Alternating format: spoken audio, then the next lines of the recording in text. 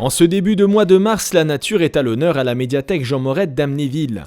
En effet, parallèlement à l'exposition Jardiner autrement, l'établissement a prêté son cadre pour des ateliers à destination des écoliers et abrite également pendant plusieurs mois une grainothèque. La grainothèque est un concept assez simple, c'est avant tout un lieu d'échange qui se matérialise par un petit meuble ici à la médiathèque d'Amnéville.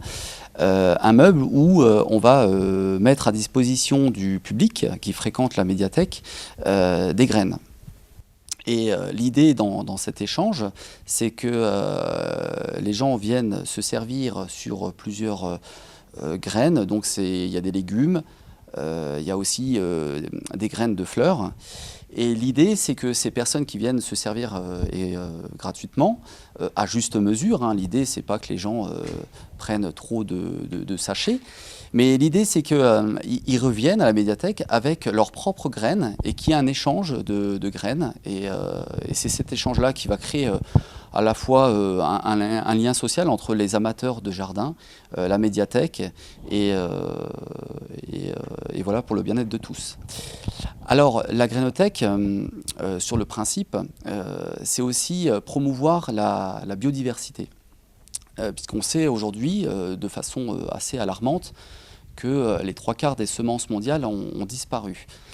Parce que au profit des grands semenciers, des OGM, et il y a une baisse de la biodiversité. On sait aujourd'hui qu'on a perdu une quantité impressionnante de semences de variétés anciennes. Et aujourd'hui, certaines associations se battent pour promouvoir la diffusion de ces graines et maintenir certaines espèces qui, elles, sont souvent résistantes au climat local, au sol et à une région de façon générale. Le meuble spécialement aménagé par Shirley Scherer propose plusieurs tiroirs qui permettent de ranger par ordre alphabétique différentes variétés de graines de légumes et de plantes. Tomates, courges ou encore piments sont à disposition du public qui en échange pourra apporter ses propres graines, favorisant ainsi un cercle fermé d'approvisionnement en marge des productions industrielles. Et pour faire découvrir l'univers des potagers aux plus jeunes, plusieurs ateliers sont proposés aux écoliers tout au long de ce mois de mars. Un atelier animé par Shirley, agent du service de valorisation des espaces publics.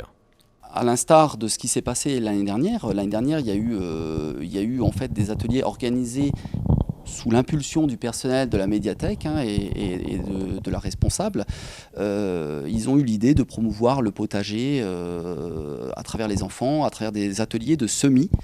Et donc l'année dernière, en lien avec le service valorisation des espaces publics, on a donné une aide à la logistique autour de ces ateliers qui sont assez simples. C'est-à-dire qu'en fait, il y a plusieurs groupes qui sont faits en fonction des classes, Malancourt y compris.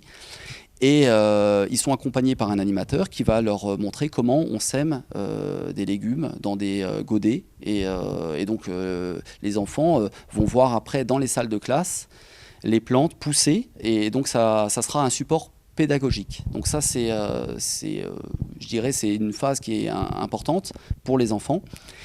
Ces semis qui sont faits dans les godets ou terrines, peu importe, sont récupérés ensuite par le service de valorisation des espaces publics, puisqu'on ne peut pas les laisser dans les salles de classe indéfiniment.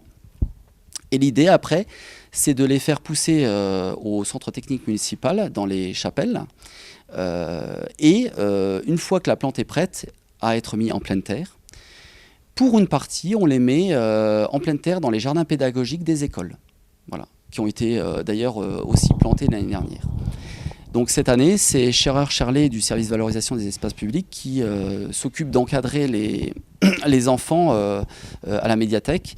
Donc il y a plusieurs salles de classe qui vont s'organiser autour de groupes et ça va s'étaler sur une partie du mois de mars. Un mois de mars propice à la réalisation des semis en pot, c'est le moment de venir chercher ou d'apporter ces graines à la médiathèque. La grainothèque est à votre disposition jusqu'au mois de juin prochain.